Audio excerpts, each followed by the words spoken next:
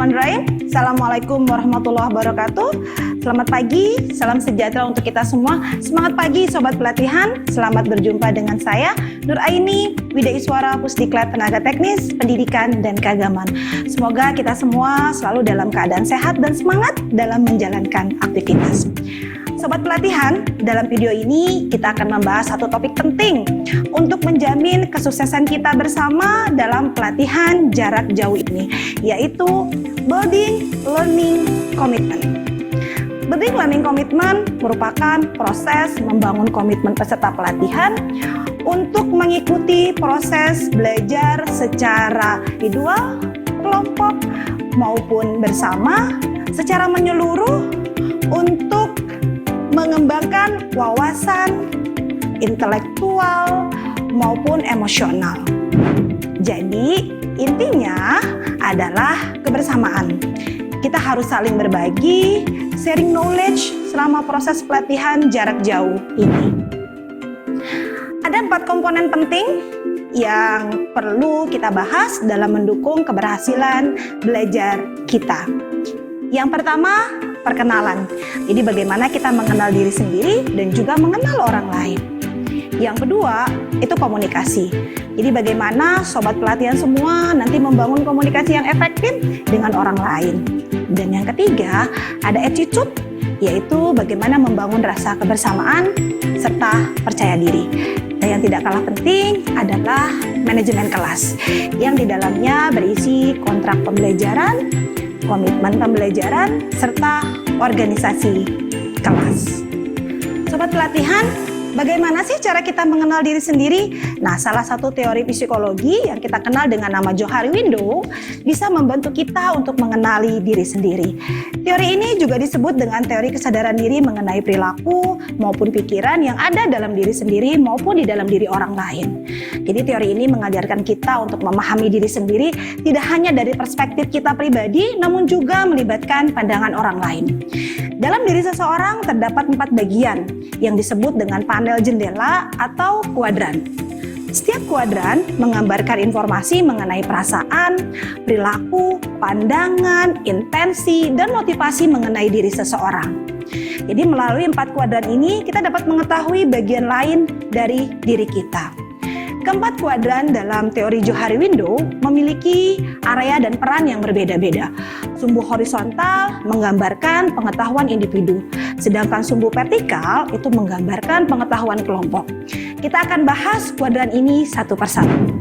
Kuadran 1 atau kita kenal dengan istilah open self adalah daerah terbuka yang menunjukkan perilaku di mana seseorang sadar dan bersedia untuk dibagikan ke orang lain. Dengan kata lain, kuadran ini menunjukkan perilaku yang kita dan orang lain sama-sama ketahui.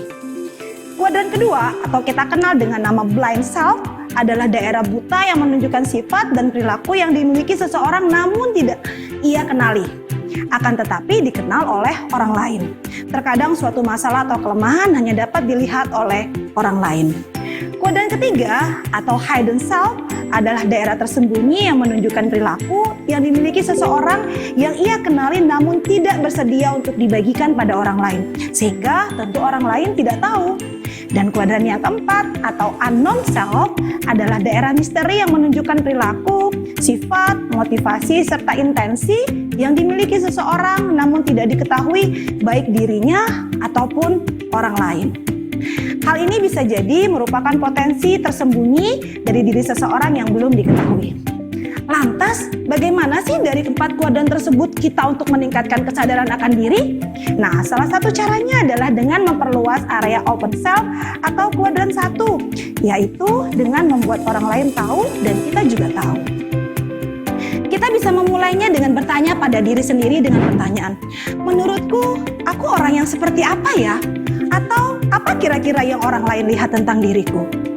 Kita bisa menuliskan secara jujur mengenai pertanyaan di atas agar bisa lebih memahami diri sendiri. Sobat pelatihan, tentunya banyak manfaat dari kita mengenal diri sendiri. Antara lain yang pertama, mampu menemukan tujuan hidup. dalam kehidupan seseorang pasti memiliki banyak pilihan untuk masa depannya.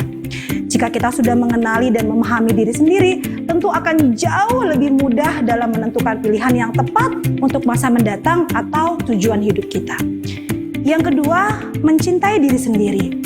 Ketika kita sudah memahami dan mengenal diri sendiri, otomatis kita akan mengetahui kelebihan dan kekurangan yang kita miliki. Dari hal tersebut, secara tidak langsung kita akan menerima dan menghargai apapun yang dimiliki oleh diri kita. Yang ketiga, mampu menghargai pribadi orang lain.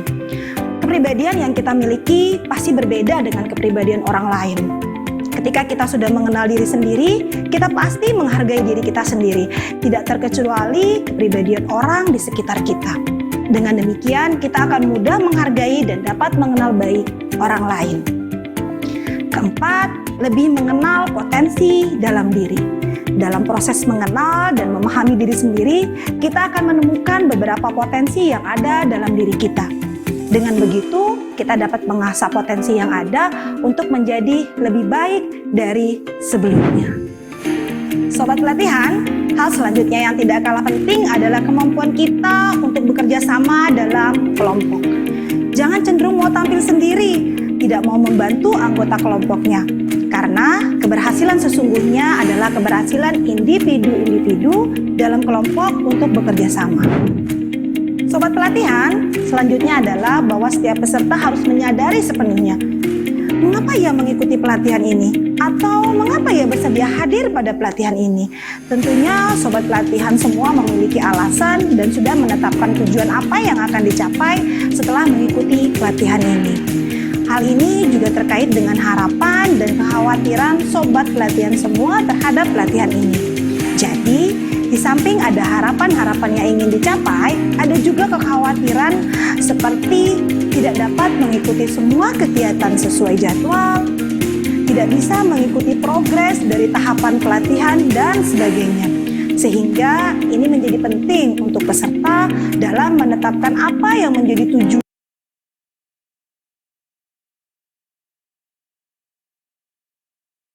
dan harapan pelatihan ini.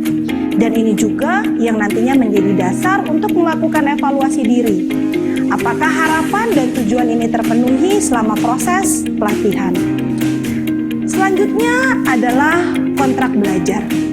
Harus ada kesepakatan bagaimana peserta dengan Widya Iswara memahami secara bersama-sama apa yang harus disepakati agar menjadi kunci keberhasilan proses pembelajaran ini. Dan nantinya menjadi tugas peserta untuk merumuskan. Misalnya, hadir tepat waktu, menggunakan bahasa yang sopan saat chatting, tidak mengupload informasi yang tidak ada hubungannya dengan materi atau pembelajaran, dan hal-hal lain yang bisa disepakati bersama dalam kontrak belajar. Dan yang paling penting adalah setiap peserta harus berpartisipasi aktif pada setiap sesi pembelajaran. Karena pada pembelajaran jarak jauh ini, kehadiran dan keaktifan peserta dalam setiap sesi menjadi salah satu komponen dalam penilaian. Sobat pelatihan, dan yang terakhir adalah organisasi kelas.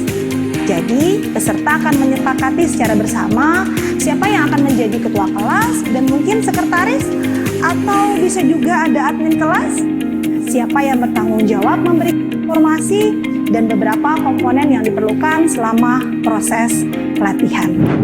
Sobat pelatihan, itulah beberapa hal yang penting dalam building learning commitment sebagai modal kita agar bisa sukses dalam mengikuti pelatihan ini. Ingat, jangan biarkan hidup orang lain menjadi tolak ukur yang bisa membuat kita jadi insecure. Lakukan apa yang memang penting, bukan yang membuat kepala kita makin pusing. Berhentilah menangisi apa yang tidak sesuai ekspektasi. Jadikan itu amunisi untuk lebih berkontribusi. Hidup ini bukan sekedar scrolling dan posting, tapi ada begitu banyak hal yang jauh lebih penting. Ubahlah dunia dengan cara yang berbeda sesuai potensi Anda.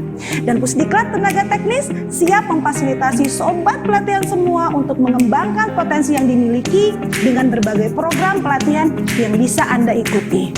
Selamat mengikuti pelatihan ini, ikuti terus video kami selanjutnya. Semoga bermanfaat, salam semangat, Salam bermanfaat. Assalamualaikum warahmatullahi wabarakatuh.